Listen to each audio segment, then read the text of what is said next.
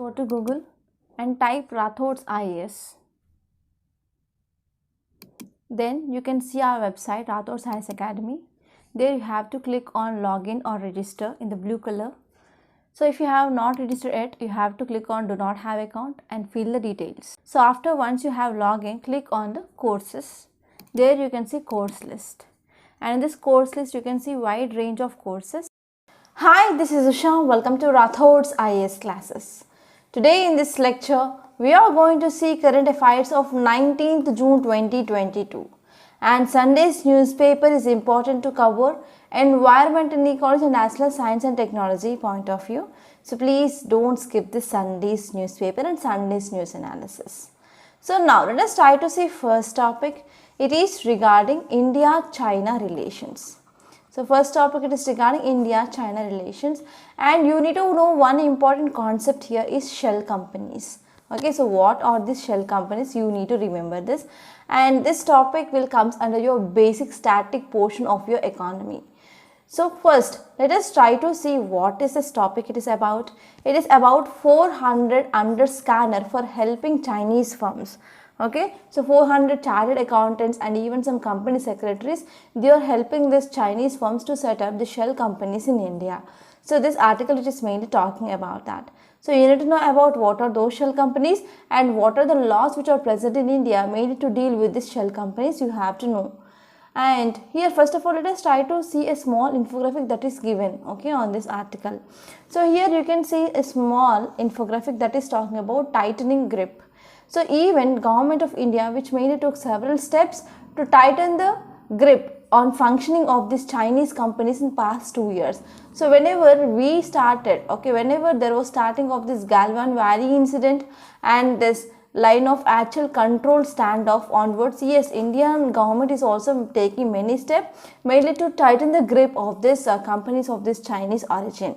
So in April 2020, a government came up with this FDI, foreign direct investment policy, and it is mainly said mandate government not for the investment from the countries that mainly share land border with India.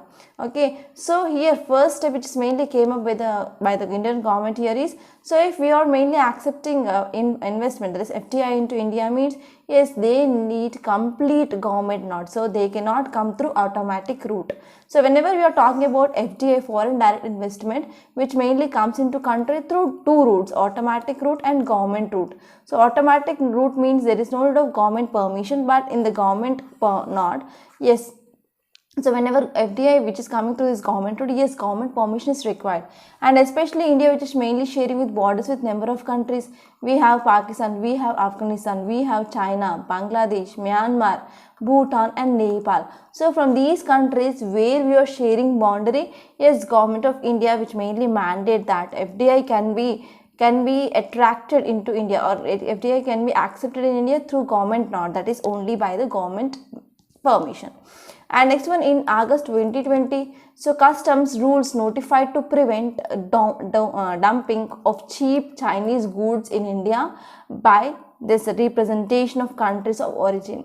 So actually one important technique, okay, one important game I can say that will be played by China here is, it will be, already we know that it is a very much advanced in manufacturing than compared to that of India, and Chinese economy which is mainly based on manufacturing unlike India's. So India's economy is based on service sector, okay, and we are very much good, okay, especially I can say in primary sector, secondary sector and tertiary sector, we are doing good in the service sector and as well as somewhat agriculture sector, but not from this manufacturing. So from manufacturing, so what about the GDP it is contributing, it is comparatively less, and we are doing extremely good in the service sector. But if you see this China, so Chinese manufacturing is very good, and most of this development of this China because of this manufacturing sector itself. So what happened, China, it is very much good in this manufacturing and it will try to occupy the different countries markets.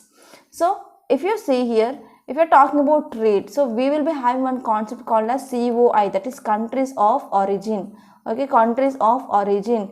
So these countries of origin should be should be mainly given. So for example, if I am importing so and so pen, okay, for example, let us take I am importing this pen from so and so country. So on this pen, whenever I am importing, so there is a mark that where this so and so pen which mainly manufactured, that is called as country of origin, that is COO.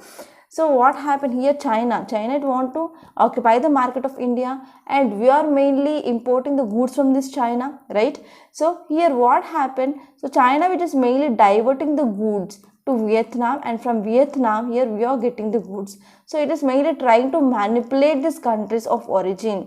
Okay, so this is one important thing, and because of this, whenever our Indian market, which is mainly flooded by this cheap products from this China, means it will be affecting our domestic producers, domestic manufacturers. So because of this, in August 2020, customs rules which mainly notified mainly to prevent dumping of this cheap goods from this China, and we mainly came up with this countries of origin concept. So each and every product that we are importing, so on that product, so where it had been manufactured, so countries of origin should be there for sure. And recently in May 2022, so here Ministry of Commerce, it mainly makes it compulsory for the companies to obtain government approval before offering securities to any entity from a country that mainly shares a land border. So even recently Ministry of Corporate Affairs, which mainly said that yes, it is very much compulsory for the companies, if they want to establish settlement, they need to get government approval for the countries which are mainly sharing boundary with India. So these are some important steps which are mainly taken by Government of India, mainly to control grip on these companies. So recently in June 2022, here Ministry of Corporate Affairs, which mainly mandated security clearances, okay, security clearances of an individual from a country sharing land border. Okay, they also said that yes, security clearance for the individual is also mandatory. So these were some important steps. And now this is some basic concepts, and these are the concepts from your economy. So now let us try to see what is this article talking about. So what is the issue, and we are going to talk about what are the shell companies and what are the laws which are present in India mainly to deal with this. So if you see context, it mainly says that union government which mainly recommended disciplinary action against 400 chartered accountants. Okay, so who are the CS? They will be filing taxes and they will be doing like chartered accounts, right? So these 400 chartered accountants and even some company secretaries, they had some alleged role that, so they are mainly helping this Chinese companies to establish cell companies in some metropolitan cities, okay, by faulting norms and as well as rules. What is the meaning of this faulting? It is nothing but hiding or ignoring norms or ignoring rules, or we can say like they are not following, they are hiding the norms and as well as rules. So if you're talking about details, it mainly says that the stringent action is among a series of measures they may be taken by government against these Chinese businesses entities after 2020 Galwan Valley incident. So in this Galwan Valley incident, so there was some fighting between Indian soldiers and as well as Chinese soldiers, and in this event about 20 Indian soldiers, they lost their life. Okay, so here once after this event had happened, so we came up with imposing of some stringent actions, okay, some stringent actions, and as well as we came up with taking of some measures taken by our Indian government, especially against these Chinese business entities. And if we are talking about this FDI as well, so in this FDI also we came with some measures, like if any country which is sharing boundary with India, if they want to invest in India, that is FDI in India, is they need to come up through only government route but not automatic route. And in April-June 2020, FDI from China, which is like rupees 15,422 crores in the first quarter of this 2022, and it was came down to 12,622 crores. Okay, so this is the data which is mainly given by this DPIIT, that is Department of Promotion of Industry and Internal Trade. Department of Promotion of Industry and Internal Trade. So if you are talking about some important facts regarding the shell companies, so these shell companies, they are typically corporate entities. They are corporate entities and they do not have any active business operations. Yes, for name's sake, here there is a company, but there will be no business operations or any significant transactions that mainly happens with that so and so entity. So government views them with a suspicion, as some of them could be used for money laundering and some of them can be used for tax evasion and as well as other illegal activities. Okay, to understand these shell companies, I can give you one example. For example, I am staying in one country. So I am staying in country one, but I have some black money and I want to go for go for making of that black money into white. So I will be going to one more country, that is country two, and especially I will be choosing like tax evasion countries. Okay, there are some tax evasion countries, so that means, so in those countries the tax I should pay to the government will be very very low, that is sometimes it will be also equal to zero. So I will be selecting that type of tax evading country and I will be setting a base of my so and so industry or factory there. But in this factory it is just for namesake, but there will be no financial activities that are going to happen and there will be no business operation that is going to happen, and I will be investing my money there and I will be showing that so and so money I got from this profits by running this so and so company in that country. Yes, I am paying taxes in this country too, but not in the country one, and I am bringing that money back to country one. So in this way here, this is some role which is mainly played by the shell companies. So what are the laws which are present in India to curb these illegal activities? So for example, we have Benami Transaction Prohibition Amendment Act. Okay, so we have Benami Transaction Prohibition Amendment Act of 2016, and we have Prevention of Money Laundering Act of 2002 and the Companies Act of 2013. So these are some important acts which are mainly present to curb illegal activities. And apart from that, if you're talking about what are the functions that these shell companies mainly do. So first one is these shell companies, they can open bank accounts and they can move funds at the same time. Okay, so they can come up with opening of new bank accounts and as well as they can go for transactions. And as far as shell companies, they can deal with financial transactions, and these shell companies, they can buy and sell real estate properties, and shell companies, they could even possess the copyrights and as well as they can receive royalties. Okay, so these are some important functions which are mainly done by these shell corporations. And now let us try to see next topic. It is regarding United Nations report. So this article which is mainly talking about Sundarbans. Actually this Sundarbans which is mainly fighting with these two important problems. First one is COVID-19, and earlier it mainly fought with a cyclone. So that cyclone here is cyclone Umphan. Okay, so now let us try to see this topic in a very great detail. So this will be important from your environment and ecology, which mainly comes under your GS paper 3. So what are the dimensions you need to know? So you need to know about what is this report about and who are the funding for this study, and you have to know about what are the issues which are mainly seen in the Sundarbans, and you have to also add a note on where the Sundarbans are located, and you have to see the map of India, and you have to see some facts regarding the Sundarbans. So these are some important dimensions regarding this topic. So now let us try to see context. A study on impact of COVID-19. So a study on impact of COVID-19, and this study which mainly funded by United Nations Office for Disaster Risk Reduction. Okay, so this project which is mainly funded by United Nations Office for Disaster Risk Reduction across 5 locations. So in these 5 locations, one location here is Indian Sundarbans, and this study which mainly pointed that yes, pandemic and what are the measures they are mainly taken to contain this pandemic, which mainly triggered cascading effects. Okay, especially the vulnerable are mostly affected. So if you're talking about details, it mainly says that the report titled Understanding and Managing Cascading and Systemic Risk.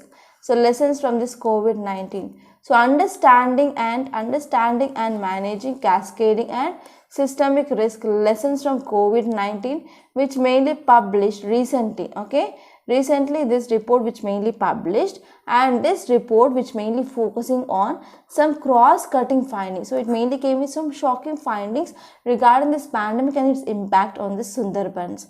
So along with looking into multi-hazard perspective in the Indian Sundarbans, the study which mainly looks at fragile settings in Bangladesh Cox's Bazar region. And here some important challenges which is mainly faced in this Bangladesh Cox's Bazar region here is there is densely populated, and we can see urban settlings that are mainly seen. Okay, so apart from this Bangladesh Cox's Bazar challenges, so this report also studied about national scale in Indonesia and densely populated urban settings in this Guayaquil, Ecuador region, rural, urban and national international interlinkages in this maritime region of Tongo. So in all these areas they came up with this study. And especially if you are focusing on the Sundarbans, so the people, they had to deal with the double burden here. So on one side we have COVID-19 and on the other side they have to fight against the cyclone Umphan. So the first months of the outbreak of this COVID-19 from March to May, which mainly coincided with one of the severest tropical cyclones and as well as landfall. Okay, that mainly happened on May 20th, 2020. So because of this cyclone Umphan, which mainly caused about 1.13 billion damage, and it mainly became one of the costliest cyclone that mainly recorded ever in this North Indian Ocean region.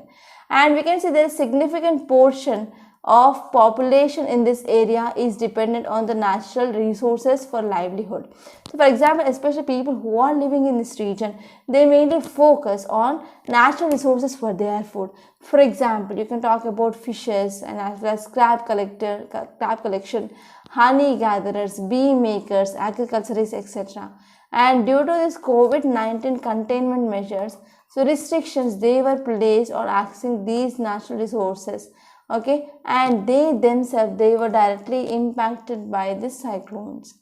And if you're talking about what are the issues, so the research which mainly pointed out that closing schools as a preventive measure. So what happened due to this COVID-19? Yes, Government of India which came up with a national wide imposition of lockdown. So why we came up with this lockdown? Especially to prevent the spread of this COVID-19. So because of this lockdowns, yes, education had been one of the most affected sector, and not only education, but even whenever parents they want to go for online classes, they cannot afford for this online education as well as unstable internet connectivity that is mainly seen in some remote areas. So if you see here, because of this COVID-19 pandemic and because of this cyclone Umphan, that also led to increasing of this forced marriages. Okay, forced marriages for this underaged girl that had been increased a lot. Okay, and we can also see there is increasing of economic distress and as well as disruption education as well. So the impact of the pandemic, which was not only seen on children but even on adults.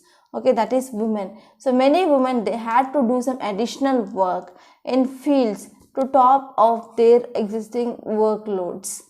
And next one is similar cascading effects which are mainly seen on women as well. For example, women's safety and hygiene. So because of this lockdown, women, they can't reach this restricted access to this, they will be having some restricted access to the sanitation services. They cannot go out and they cannot get these services actually. And even because of this infrastructure damage and as well as inundation, so here many women, they compelled to go for open defecation as well. And researchers, they have pointed out that the twin blows of this COVID-19 pandemic and Umphan, they resulted in short-term loss of income, which meant aggravated child marriage and as well as human trafficking. So because of this COVID-19, because of this cyclone, so that mainly led to increasing problems of, for example, you can talk about loss of income, loss of livelihood, and there is increasing of this child marriages and as well as human trafficking. So if you are talking about where are this Sundarbans are located, here in this spot we can see Sundarbans are presented, and these are mainly one of the UNESCO made World Heritage Site in India. Okay, and it could also become a Ramsar site soon. And the area here is 125 square kilometers and 26 Ramsar sites in India, including East Kolkata, wetlands, etc. And if you're talking about some facts regarding the Sundarbans, yes, these Sundarbans are vast, contiguous mangrove forest ecosystem, and especially they mainly located in the delta of Ganga and as well as Brahmaputra, Veghana rivers, and it mainly contains largest mangrove forest. And if you see the much of its area which has long and which mainly had some status of a forest reserve. And if you see here, Sundarban National Park, which mainly established in year 1984, and it mainly constitutes some region, okay, some core region within this tiger reserve. And the Sundarbans, which was mainly designated as Biosphere Reserve by UNESCO in 2001, and even Wetland International Importance under this Ramsar Convention in June 2019. Okay, so these are some important facts regarding this topic. And now let us try to see next topic. Title says Amrit Sarovar mission could boost infrastructure project. So here you need to focus on what is Amrit Sarovar mission. So this will be very important from your mains and as well as prelims point of view. So now let us try to see this topic. If you see context, it mainly says that. So in a move that could expedite the implementation of railway and highway projects across the country, your central government, which also has asked Ministry of Railways and National Highways Authority to use soil or silt excavated from ponds and tanks in all the districts under this Amrit Sarovar mission for their infrastructure projects. So if you want to go for this water conservation, means we need to go for digging of ponds and as well as tanks, right? So what are the soil and what are the silt which mainly extracted from this Amrit Sarovar scheme or Amrit Sarovar mission, so that can be used for the implementation of this railway and as well as highway projects. So this is about the context. And if you see details, it mainly says that. So in this water conservation mission, actually this mission which made launched by our Prime Minister on April 24th. And this scheme which mainly focusing on developing and as well as rejuvenation of 75 water bodies in each district, and that too in all the states as part of this Azadi Ka Amrit Mahotsav. Right? So this year it is 75th year of independence. So this year should mark like we need to bring with some rapid transformations in our country, and as part of that here Government of India, that is Prime Minister, he mainly came up with this scheme, and this is mainly focusing on developing and rejuvenating 75 water bodies in each district, and that too in each state. And at least about 50,000 water bodies they are expected to rejuvenate during this national-wide program. And if you're talking about facts, it mainly says that. So this mission Amrit Sarovar, which mainly launched in April 2022, and the important aim here is regarding conservation of water. So water for future. So this is very important, you have to remember this. And if you're talking about what are the objectives, so it is mainly focusing on developing 75 water bodies in each district, and that too in all the states. And total about 50,000 water bodies they need to be transformed. And next one is, so each of these Amrit Sarovar will have the area of 1 acre of water holding capacity of about 10,000 cubic meters of water. So if we are talking about whether it will be a single scheme or convergence with other scheme, yes, it will be like a convergence with the other schemes. For example, you can talk about we have this MG Narega. Here we are focusing on developing of rural assets. So it is also part of that. And 15th Finance Commission grants also. And Pradhan Mantri Kisan Sampada Yojana. And we will be having some sub schemes such as watershed development component and Har Khet Ko Pani. Okay, so these are some important schemes here in convergence. So we are talking about implementation of this scheme. So the site of this Amrit Sarovars, they will be approved by the special Gram Sabha, and they will also name this Panchayat Prathinidhi, okay, and he will be on behalf supervises the development of this Amrit Sarovar in that area. And next topic is about marine heat wave fueled super cyclone Amphan. So actually we studied about one article regarding this Amphan in this lecture, and one more article regarding what might be reason for this super cyclone. So it is marine heat wave, and this topic is very important from your geography and even environment and ecology. And now let's try to understand the concept. So please be focused. So what happened? As you all know, there is increasing of this greenhouse gas emission. So whenever there is increasing of this greenhouse gas emission, we can see that will lead to climate change. How? Whenever there is increasing of this carbon dioxide concentration, so here what happened? For example, let us take this is our Earth's surface. So this is sun. So from sun we will be getting insolation. Okay, they have short wave. And after that our Earth will be reflecting back that insolation or losing of heat. So that will be in long wave. So this thing we will be studying in our heat budget concept. So what happens? So whatever the carbon dioxide that is present in our atmosphere, they will be absorbing this long wave radiation, and because of this we can see trapping of radiation which mainly happens in the atmosphere. So because of this trapping of this temperature, that will leads to increasing of surface air temperature. So this is called as global warming. So why global warming is happening? Because of increasing of this greenhouse gas emissions into atmosphere. So what happens? So because of this human induced or human made or anthropogenic climate change, yes, which will be having some negative impact on our environment for sure. So as the capacity of atmosphere which is mainly increasing to absorb the heat, that means there is increasing of this carbon dioxide concentration, means that will lead to increasing of this heat absorption capacity, right? So whenever more than 90% of the extra heat that had been trapped in our climate system, means what happened? So in our climate, in our atmosphere, what happened? There will be increasing of this carbon dioxide concentration. So because of this increasing of this carbon dioxide concentration, that will lead to increasing of global temperature. So what happened recently? IPCC AR6 AR5 report said that, so because of this human induced actions or anthropogenic factors, that led to increasing of this global warming when we are comparing with that of 1970. So there is an increasing of the sea water temperature also, or oceanic water temperature also had been increased since 1970. So this is regarding IPCC report. So due to this, the oceans are warming globally from surface to deeper. So earlier, whenever the temperature was low, only the surface of this water they used to get heated.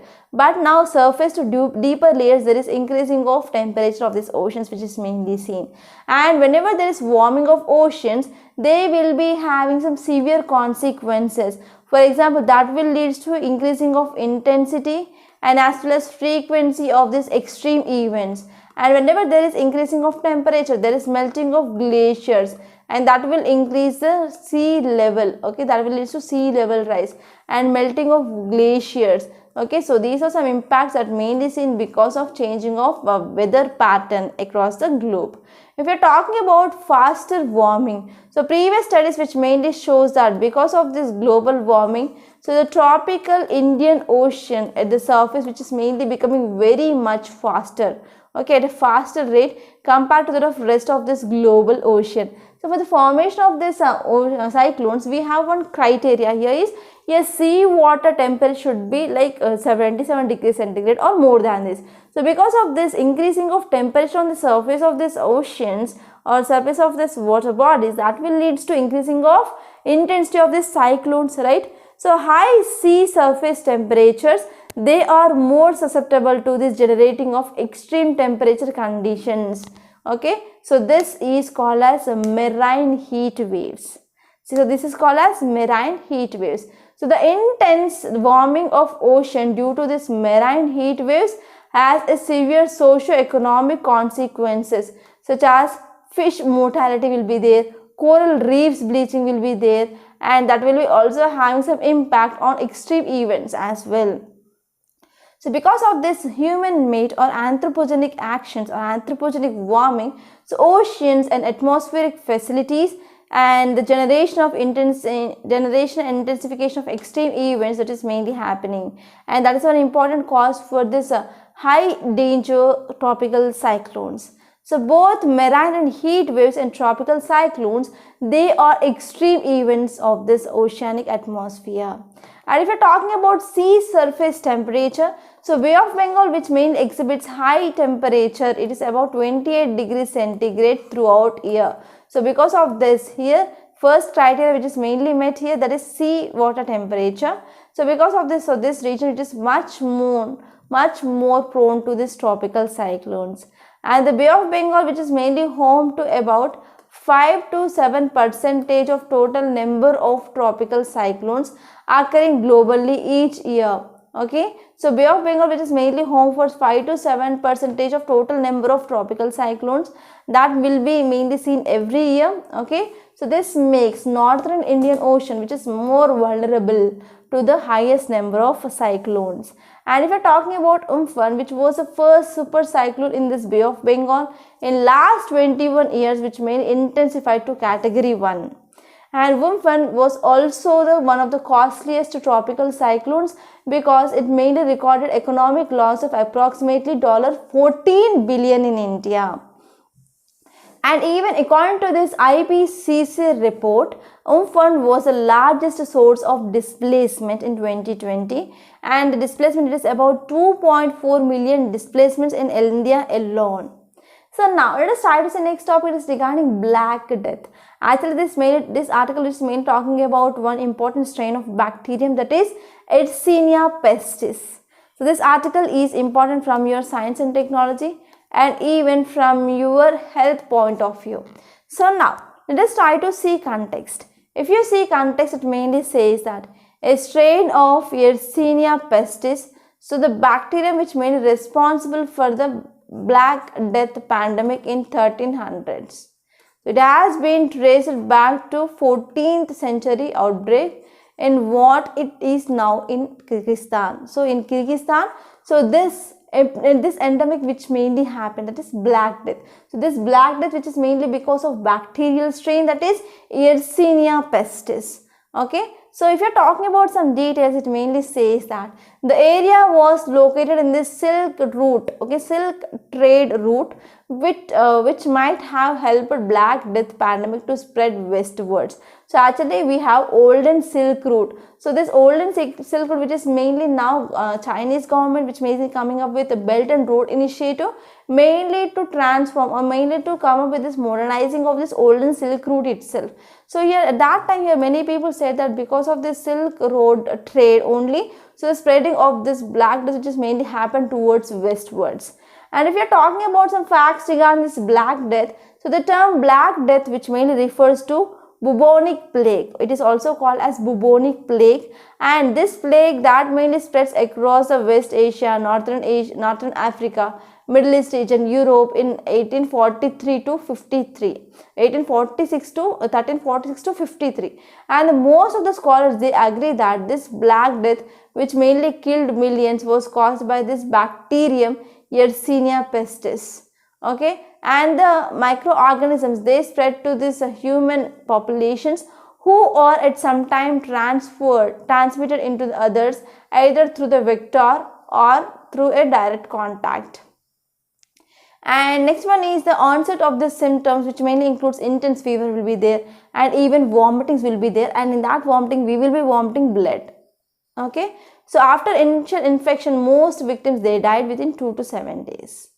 And if you are talking about what is significance of this Black Death, so due to lack of comprehensive historical data from the time, it is very much difficult to understand exactly how much people they died because of this. And next one is there is dramatic reduction in the population, okay, because of this disease. And next one is with a smaller labor force available, so wages they went up and leaving ordinary people with a regular higher income surplus. And now let's try to see next topic, it is regarding spreading desert. So if you see this image, you can see there is a sand dune here and there is one person who is mainly taking his camel. So if you are talking about this article, which mainly says that yes, desert it is spreading, okay, northwards in Central Asia, and the important reason for this spreading of desert here is global warming. And the study which mainly said that the regions with the desert climate they have expanded by as much as 200 kilometers in northern Uzbekistan, Kyrgyzstan, and as well as in South Kazakhstan as well. So in these areas there is spreading of this desert which is mainly seen because of climatic changes. And if you talk about what is the meaning of this desertification, so this desertification is a process by which Biological productivity of dry lands is reduced. So there is a productivity of this dry lands which mainly reduced, and due to this man-made factors, so it does not mean that expansion of existing deserts. And if we are talking about causes for this desertification, we can talk about man-made causes and we can talk about natural causes. So man-made means anthropogenic causes, for example overgrazing. So whenever we are going for overgrazing, the vegetation will be completed there. And as far as deforestation, farming practices, climate change and over-exploitation of resources. So these are some important factors which are mainly causing this desertification. Then these are man-made causes. And next one is natural causes. For example, you can talk about drought, flood, etc. that will lead to this desertification. And next one is water erosion, wind erosion. And if you are talking about some global effects, so here not global, it is global. So global efforts to prevent desertification includes, the first one here is Bond Challenge. So Bond Challenge is mainly focusing to bring about 150 million hectares of world's deforested and as well as degraded land to restore by 2020. Okay, and next one is the cost or the goal. Okay, if you are talking about the goal 15, that is the sustainable development goal. Okay, which mainly declares that we are determined to protect the planet from degradation. And next one is United Nations Convention.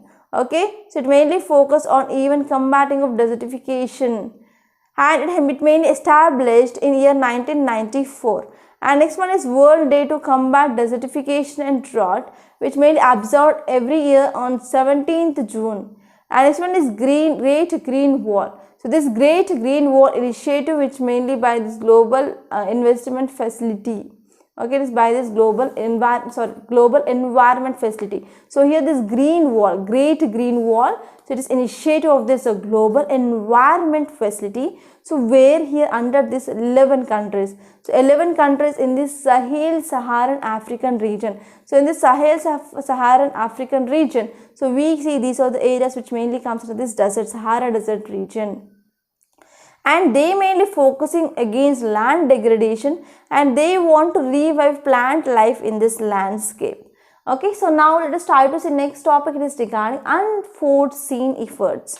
So if you are talking about this article, which is mainly says that because of increasing of temperature, that is heat wave in Pakistan, so if you are talking about maximum temperature, it is like 51 degrees centigrade. So it mainly having some impact on especially women during pregnancy. Okay, and as well as homemakers also there is some impact, like 1 degree rise in temperature that will leads to increase in the number of stillbirths and as well as premature deliveries by 5%. Okay, so now let us try to see what is this heat wave. So heat wave, it is nothing but a period, we can see abnormal high temperature, that is will be more than like normal temperatures, and it mainly occurs during summer season in the northwestern and south central parts of India. So Indian Meteorological Department IMD, which mainly requires the temperature should mainly reach at least 40 degrees centigrade in plains and at least 30 degrees centigrade in hilly regions. And if you are talking about what will be the impact, the first one is you can talk about mortality and morbidity. So IPCC, that is Intergovernmental Panel on Climate Change, which mainly came up with this AR6 report, which mainly talks about what is the impact of this heat wave. So heat wave which mainly increases death and as well as morbidity. It will be having some extremes in this health, death and as well as morbidity. And whenever there is increasing of temperature, that will be having some impact on increasing of diseases like even diabetes, even circulatory, respiratory diseases, etc. And even whenever there is heat wave, that will also have some impact on the crop, that will lead to damaging of crops. And this one is less food production. So whenever there is impact on the crop, how can we expect there will be the good produce? So whenever there is decreasing of supply of this food grains into the market, so whenever there is high demand, that will lead to high price, that is inflation. And next one is labor productivity loss. So a higher urban population also implies that heat induced labor productivity which mainly going to loss. And millions of farmers, construction workers, they might lose livelihoods. They do not have proper income. And this one is Because of this heat waves, that will also leads to this wildfires and droughts according to this Lancet report 2021. And now let us try to see yesterday's questions. The first one, it is regarding our Constitution of India. Which of the following statements are correct? First statement here is all proceedings in Supreme Court should be conducted either in English or in Hindi language, but they should be conducted only in English language but not Hindi. You can eliminate this statement. So the authoritative text of all bills, ordinances, orders, rules, regulations, bylaws, etc., they have to be mandatorily published in English language. Yes. So that option is 2 only, 1 we can eliminate. And next one is regarding all India services you are going to opt for. So all India services to be established is the exclusive jurisdiction of Parliament, and both Lok Sabha as well as Rajya Sabha have equal powers. So regarding this all India services, so we are having, so more power is given to Rajya Sabha but not Lok Sabha. Lok Sabha and Rajya Sabha, they are not having equal powers. So this statement is incorrect. So you can eliminate this first statement. And this one is disciplinary action, imposition of penalties against these officers can be taken both by central and state government, but state government will not be included, only central government. So this second statement is also incorrect. So correct option will be 3 only. So the ultimate control over the officials of this all India services with the central government. Yes, this statement is correct. So answer is 3. And now let us try to see today's questions. The first one is regarding NDC, National Development Council, and second question is regarding Central Administrative Tribunals. Okay, so please try to give the answers for these questions. And now I want to make a small announcement. We in Rathod Science, we came up with this foundation course for your UPSC CSE 2023-2024. And here we are mainly having expert faculty, they taught the lectures. And here we are mainly covering each and every topic of your syllabus, and we can assure you 100% of this conceptual clarity, and more than 600 hours of classes will be there. And if you take this foundation course, we also give you 1 year prelims test series, and as well as mains answer writing practice course are also included in this course. And now we are offering some amount of discount for the students who are enrolling for this course, and this opportunity will be there for only limited days. So please try to enroll this course, that will be absolutely beneficial. So the cost of this course is just 49,000 rupees. And if you want to enroll, you can visit our website rathodsacademy.com. There you have to register with your email ID, and later on you can click on the course list. So after that you can see this type that will be appearing on your screen. So here, if you see this foundation course, it is there here, UPSC foundation course, and here buy all courses. So if you want to take foundation course, you can do payment here in this buy all. And apart from that, we also came up with this mains answer writing practice course. And in this mains answer writing practice course, we are giving weekly targets. So based on that weekly targets, you are going to write daily 1 answer. And apart from that, on Sundays, you will be having essay or case study practice. So this will be very, very useful. Okay, and the cost of this daily answer writing practice here is just 7,200 rupees for 1 year. And here you can do the payment here in this. If you want to get this course, you can go for clicking on the course list, and here in this pink color you can see daily mains answer writing course, and you can click there and you can do the payment there. So if you have any doubts regarding these courses, you can call me on this number 8074765513.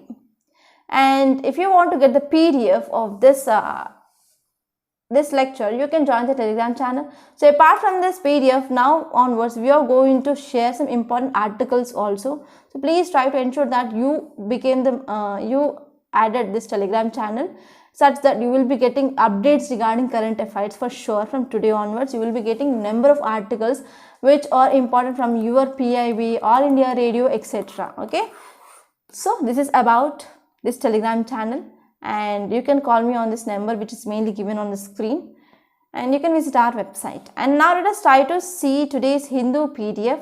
So this is our today's Hindu PDF, and the date here is June 19, 2022, and this is Delhi edition. That is the thing which you can see on the screen. And the first article, it is regarding Agnipath scheme. So actually across the country, so we are seeing that number of riots, number of dharnas, which are mainly seen across the country regarding this Agnipath scheme. And yesterday what happened in Secunderabad, the trains have been burnt. Okay, so because of that, it mainly creates some inconvenience for the normal citizen as well. So here we need to know about what is the scheme, what are the important issues. Already I discussed that in our yesterday's lecture. And next one is 2 killed in Kabul Gurudwara attack. So Taliban strongly condemned the assault. So what happened? Unidentified gunmen attacked at Gurudwara in Afghan capital of Kabul. Okay. So here the security guard who are mainly stationed at premises, they fired in retaliation. Okay. So that mainly triggered a fire that gutted parts of this complex. And finally 2 killed in this Kabul Gurudwara attack. And next topic here, it is regarding no resolution against other countries in parliament. So parliamentary proceedings in our country, they shouldn't be used to make allegations and counter allegations against the parliaments of another countries. So this is the thing which mainly said by our Lok Sabha speaker. And next topic here, it is like 400 under scanner for helping Chinese firms. I discussed this topic. And if you move forward, there is nothing much important in this states page. And here I found one thing important, interesting here is new species of this bamboo dwelling bat which mainly found in Meghalaya. So this might be your prelims question. So because there was one question this 2022 prelims that, and they gave the 4 species and they asked that, so which is not a fish, which is not a like bird species. So in that way you can expect the question. And here the name here is Gliscropus meghalayanus. So it is a bat species and it is a new species of this bamboo dwelling bat. And if you move forward here in the states page, I didn't find much. And here you can move directly to this news page of page number 7 and you can see PM launches a slew of projects in Gujarat. Okay, so our Prime Minister, he may launched schemes and projects worth of rupees 21,000 crore in Gujarat. And if you are from Gujarat, you have to know what are the schemes they are going to come. And if you move forward, here there is one article regarding the standing committees. So if you are talking about parliamentary committees, we will be having standing committees and we will be having ad hoc committees, right? So here you need to know some facts regarding the standing committees that I already covered in our Lakshmikant series. So please go to playlist and you can see the Lakshmikant. There you can see this parliamentary committees chapter. And if you move forward here in this page number 9, you can see an article regarding this United Nations report. I discussed this topic. And here hybrid work model catching on in India. So this is also very important. Next one is Amrit Sarovar mission. I discussed this topic. And if you move forward to this page number 10, there is nothing much important. In this 11th page in science and technology, you can see what drives the growth of this monkeypox virus. So here we already discussed about number of times regarding this monkeypox virus. So here this article says that nearly all monkeypox outbreaks in the endemic countries, they have been due to virus jumping from animals to humans. So men who have sexual contact with other women, okay, yes, through this also there will be transmission of this virus which is mainly happens. And this one is a small infection of this MSM individuals, they have a larger number of partners, increase the risk of rapid transmission. And next one is limited to 10,000 up to 10,000. So additional case of this 10,000 they are mainly observed here. And next one is a very small number of sexually associated transmission that are mainly seen in this monkeypox virus. Okay, monkeypox virus that can affect anyone. So heterosexual populations too, they will be affected with the spread of this virus. Okay, so this was some important thing. And I discussed about this black death, I discussed about this spreading desert, I discussed about this unseen effects. And next article, it is about how marine heat wave fueled supercyclone. I also discussed about this topic. And in this FAQ page, you can see some articles regarding Agnipath. I discussed in our yesterday's lecture. And next one is unemployment numbers. I also discussed in yesterday's or day before yesterday's lecture. And next one is 5G auction. I already discussed this topic. So these are some important articles that appear in our today's Hindu newspaper. So I hope you enjoyed this lecture. So please subscribe to Rathod Science Academy and don't forget to like, share and comment my videos. And don't forget to enroll to the courses that we are offering, and you can have a faith in us and you can trust us. So we are not doing any fraud. And if you have any doubt, you can call me on the number 8074765513. So by this I am concluding. Thank you so much.